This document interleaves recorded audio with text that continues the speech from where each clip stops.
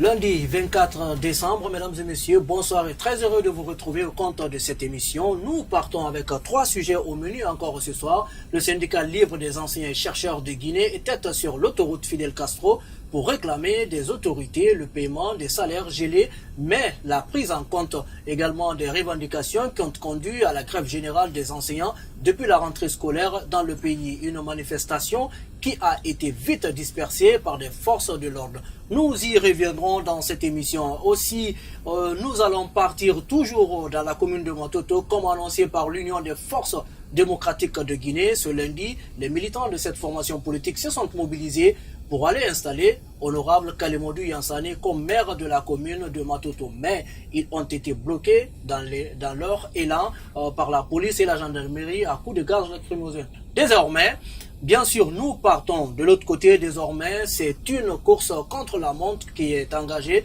des élections avant une mise en examen de Benjamin Netanyahou pour corruption. Le premier ministre israélien est menacé d'inculpation dans 3 affaires de corruption. Voilà les titres de la soirée, mesdames et messieurs. Nous revenons tout à l'heure après la petite pause.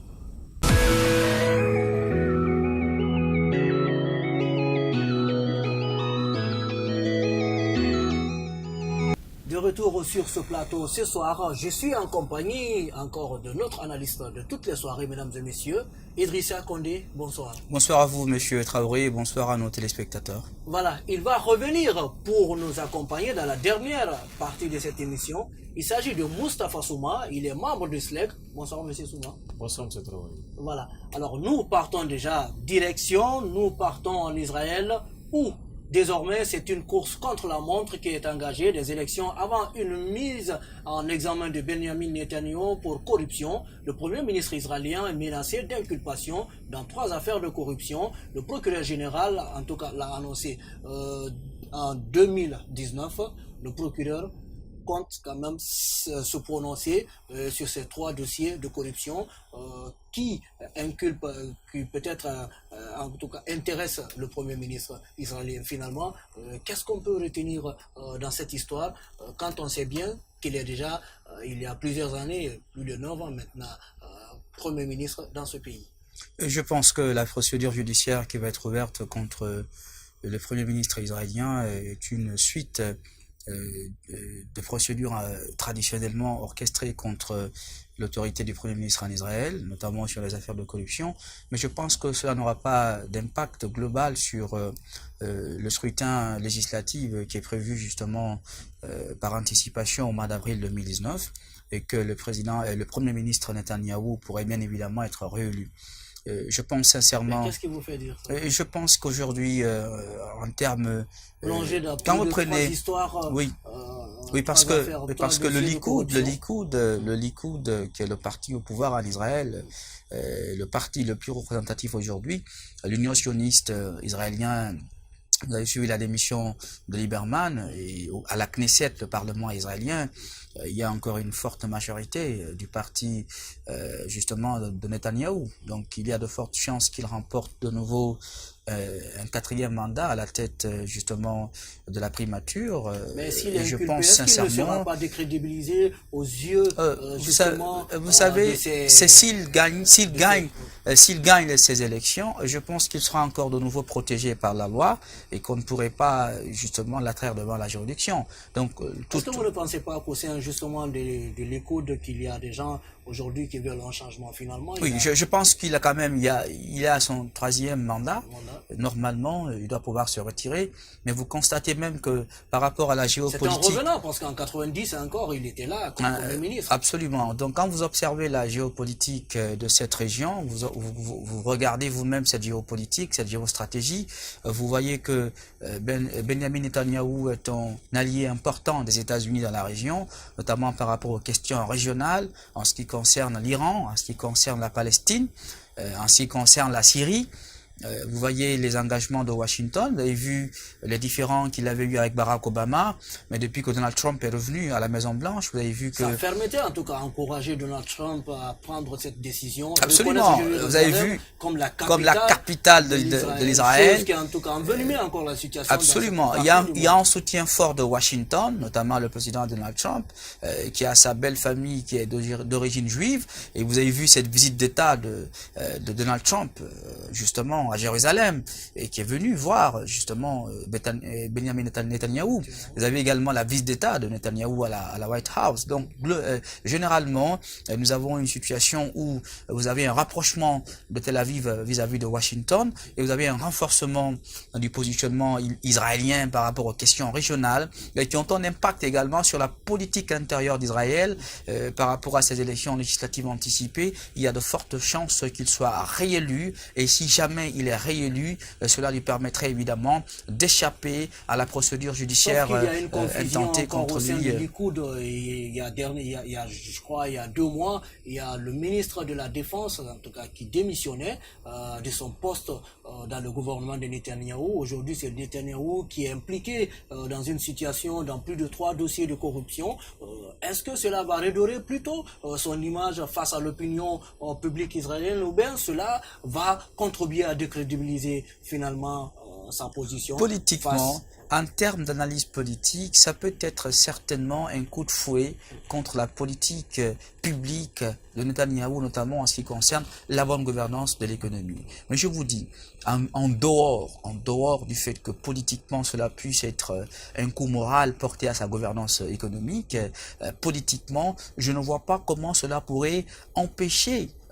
Vous savez, l'attachement politique n'est peut-être pas tellement fondé sur la vertu morale en Israël. Sinon, on ne peut pas comprendre que Netanyahou, malgré toutes ces affaires-là, est resté très longtemps. Mais 4 mandats, c'est trop. Oui, mais justement, ça veut dire qu'il y a une bonne partie de l'électorat juif qui est derrière sa personne. Ça veut dire qu'il y a une bonne partie du parti Likoud qui le soutient, et qu'il y a une coalition de partis politiques qui le soutiennent pour l'accompagner pour la gouvernance d'Israël. Et vous voyez qu'en termes de leadership régional, est-ce qu'il y a un homme politique israélien aujourd'hui de la trempe de Netanyahou? C'est la question. Qui peut mieux faire que Netanyahou aujourd'hui? Ça me renvoie à Poutine en Russie.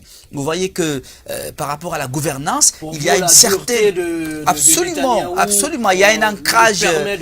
Absolument, il y a un ancrage politique majeur, il y a un monopole de l'appareil d'État, des instruments de la politique publique, mais également du système électoral qui plaide en faveur de Netanyahou. Et quand vous prenez les relations bilatérales et internationales d'Israël, au plan international, il n'y a pas un meilleur interlocuteur au sommet de l'État israélien que Netanyahou. Donc il y a... Monsieur Condé, cette autre question, le principal parti de l'opposition, le parti sioniste, s'est félicité quand même de l'annonce de ces élections. Oui, parce qu'elle a... Oui. Est-ce que pour vous, cette opposition, cette fois-ci, en tout cas, ne va pas jouer de nouvelles cartes, justement, pour essayer de faire basculer le Likoud à la tête du gouvernement israélien? Sincèrement, je ne crois pas, sincèrement, que cela puisse avoir un impact sur... Mais qu'est-ce qui vous fait dire ça? Oui, parce que il y a un attachement d'une bonne partie de l'électorat juif, justement, à Netanyahou et à sa politique. Vous voyez la rivalité avec la Palestine, notamment par rapport à la question de la coexistence pacifique avec la Palestine, les questions, justement, des terres et de la colonisation dans les territoires, à Jérusalem, justement, à Tel Aviv, à Gaza, et justement la résistance avec le Hamas et le Fatah de la Palestine, les questions régionales, la Syrie, l'Iran, bref. Netanyahou est un homme politique expérimenté en Israël, et je ne vois pas qui peut justement le gommer pour ces élections, à moins que le peuple souverain d'Israël n'en décide autrement. Mais si je me base justement sur les réalités politiques et institutionnelles en vigueur, de mon point de vue, du point de vue stricto sensu politique, je ne vois pas un homme qui pourrait battre Netanyahou actuellement en Israël. À suivre en tout cas, mesdames et messieurs, ce dossier de plus près, cette histoire, cette affaire de corruption en Israël. Nous changeons de chapitre pour venir en Guinée, cette fois-ci pour parler politique. Comme annoncé par l'Union des forces démocratiques de Guinée, ce lundi, les militants de cette formation politique se sont mobilisés pour aller installer Honorable Kalemodou Yansane comme maire de la commune de Matoto. Mais ils ont été bloqués dans leur élan. Finalement, quand vous tâtez cette actualité, pour vous, est-ce qu'il y avait besoin justement de tenter une telle situation? Ça résulte de l'illégalité. Vous savez, dans ce pays, quand vous dites aux Guinéens qu'il faut appliquer la loi, chacun tire la couverture de son côté. Je ne peux pas comprendre. On en a parlé dans cette émission Analyse, vous vous souvenez, la semaine passée, on a dit que ce qui s'est passé à Matoto relève de l'autorité de la loi. L'UFDG et le RPG doivent saisir le juge à l'effet de constater l'existence d'un contentieux électoral à Matoto, parce que ni l'un ni l'autre ne veut reconnaître sa défaite. Donc, il y a un contentieux qui est ouvert, et si on s'en tient à la loi organique 039, notamment l'article 114 du Code électoral révisé de 2017, cela relève de la compétence du juge du tribunal de première instance. Il faut saisir le juge à l'effet de constater la volonté de l'administration d'invalider les résultats de Matoto et que cela ne relève pas de la compétence de l'administration qui a une compétence de neutralité et de supervision du processus électoral. Je termine rapidement. Je termine. De mon point de vue, il y a un résultat. Il y a un résultat. Voilà, il ne faut pas que les gens spéculent. Il y a un résultat, il y a eu un vote, mais que les gens ne sont pas d'accord sur ce vote-là. Donc, il est très important. Qui n'a pas de procès verbal? Mais pour vous, c'est un vote qui mérite aujourd'hui d'être considéré comme résultat. Ils ont déchiré les bulletins de vote. Les bulletins de vote, mais il n'y a pas eu de PV. Oui, mais écoutez, il y a eu un vote. Il y a eu des bulletins déchirés. Mais bien sûr. Pour vous, c'est un vote? C'est une anarchie. Idrissa Condé? Oui, je pense qu'il y a eu vote. Est-ce que vous ne pensez pas qu'il y a eu une anarchie organisée au sein de part et de cette commune? De part et d'autre, ni l'UFDG, ni le RPG, ni le ministère de l'administration du territoire et de la décentralisation, de mon point de vue, ne sont compétents pour le dire le droit. Donc, pour dire le droit, il faut saisir le juge et nous devons apprendre à respecter l'autorité de la chose jugée. Dans un système démocratique, il y a le principe de la séparation des pouvoirs. L'exécutif exécute des lois, le judiciaire tranche les litiges et le législatif vote des lois. Donc, Kalemodou Yansane ou Mohamed Mamadou Tos Camara, personne pour l'instant, de mon point de vue, n'est élu à Matoto. Pour l'instant, il y a un contentieux ouvert. Il faut épuiser la procédure judiciaire et on verra ce que va dire le juge par rapport à cette question du contentieux électoral. Nous partons vers la pause, mais avant, juste, on vous laisse suivre l'affrontement entre les militants de l'UFDG et les forces de l'ordre dans la commune de Matoto aujourd'hui dans la matinée. Ce matin, dans la commune de Matoto, les activités se déroulent normalement malgré les rumeurs selon lesquelles l'UFDG accompagnerait Kalemodou Yansane à cette mairie. Pour ce faire, un dispositif sécuritaire est installé pour empêcher toute manifestation dans la zone. Une situation que dénoncent certains jeunes de la municipalité. Parce qu'à Matoto ici, nous, on ne connaît pas ces genres de problèmes. Vous comprenez? Donc, nous aimerions que vraiment que l'État et l'opposition arrivent à se comprendre afin qu'on met l'essentiel sur la table. L'essentiel, c'est quoi? Il y a eu élection. Tout le monde a vu ce qui s'est passé. Donc, il faut que ça s'arrête afin que les gens puissent continuer, c'est-à-dire à leurs affaires, pour que ça finisse une fois pour toutes. Est-ce que vous avez compris? Il y a beaucoup de choses qui nous attendent dans ce pays-là. Est-ce que vous avez compris? Mais on est là toujours dans des confusions en confusion. Cela ne nous arrange pas, nous les jeunes. Est-ce que vous comprenez? Nous voulons que vraiment il y ait la quiétude sociale. Nous voulons vraiment qu'on enlève le problème de l'ethnocentrisme ou bien du régionalisme dans ces pays-là. Surtout à Matoto ici, nous on ne connaît pas ça. Réunis en masse au domicile de Kalemodou Yansane, non loin de la commune de Matoto, les sympathisants manifestent leur mécontentement. Selon eux, il n'est pas question de revenir sur l'élection du maire. Non, nous ne sommes pas disposés à reprendre les élections. Déjà, les élections se sont passées. Non, parce qu'on a gagné, on ne peut pas reprendre. Vous comprenez? S'il faut reprendre, qu'est-ce qu'il faut faire? C'est les vice-maires qu'on doit reconduire. Maintenant, s'ils sont sûrs d'eux, on va reconduire les vice-maires, on verra.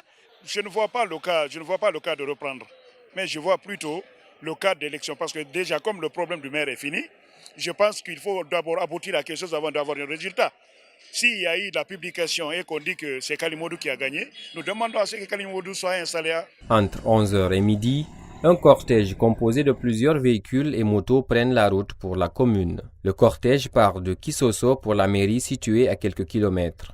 Occupant un côté de l'autoroute Fidel Castro, les manifestants ont pu atteindre Matoto Kondeboui où ils se sont heurtés aux unités de maintien d'ordre qui leur ont dispersés à coups de gaz lacrymogène. Conséquence de cette altercation, des blessés légers, plusieurs motos embarquées à bord des véhicules des unités d'intervention, voire même des arrestations. Même les journalistes ont été pris à partie par les forces de l'ordre comme le témoignent ces images amateurs. Du coup, les manifestants se sont repliés au domicile de Kalemodou Yansane.